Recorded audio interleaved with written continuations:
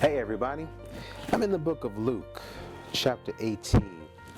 Luke chapter 18, Jesus tells an amazing parable, and he uses two men to explain a powerful point. It says, two men went up into the temple to pray, in verse 10. The one a Pharisee and the other a publican. Pharisee was basically the pastor's pastor. This guy was like at the highest level of the church at that time. And so this was someone that would be a spiritual authority. So if you looked at their life, they pretty much would be walking right. But then you have the publican. And the publican is simply a term to describe a tax collector. We didn't like tax collectors back then, just like we don't really like tax collecting much today. So this was somebody that really didn't have a reputation for being good in the community or an asset to his neighbors. This was someone who would be more of a pest or an annoyance. But look at what happens. It says, the Pharisee stood up and he prayed thus with himself. God, I thank thee that I am not as other men are, extortioners, unjust, adulterers, or even as this publican. I fast twice in the week. I give tithes of all that I possess. That was the Pharisees. Now the publican.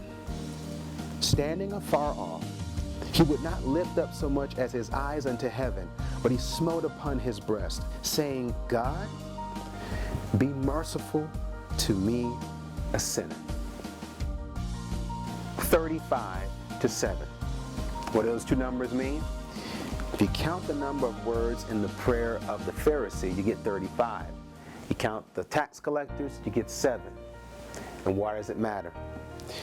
I tell you in verse 14, this man went down to his house justified rather than the other.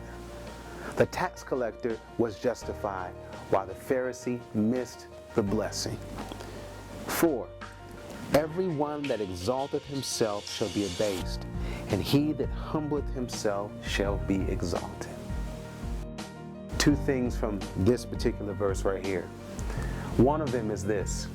Anytime the Bible talks about humility and being exalted, it is not dealing with people.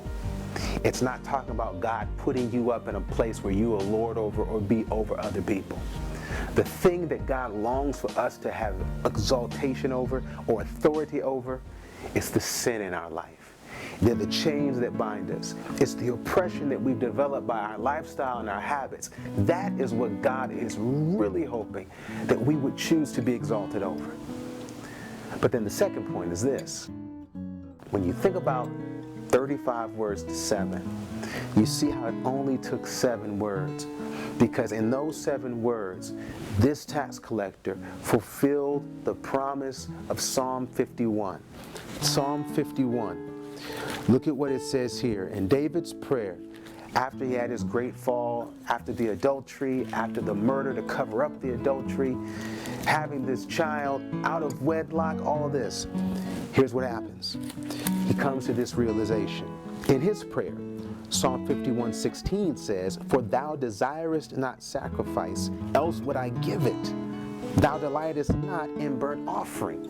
Or if you will, God's not really interested in the tithe paying. He's not really interested in the fasting. He's not really interested in you looking at other people and saying, well, I must be doing good because I'm doing better than they are.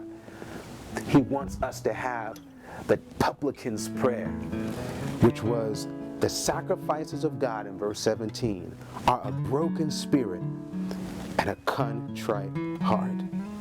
O God, thou wilt not despise. That is what God wants. And that is the gateway to victory. Realizing that you can't, knowing that you can't, confessing that you are not, but then believing the good news. I can't, but God can. I won't, but God will. Paul says it this way, not I, but Christ.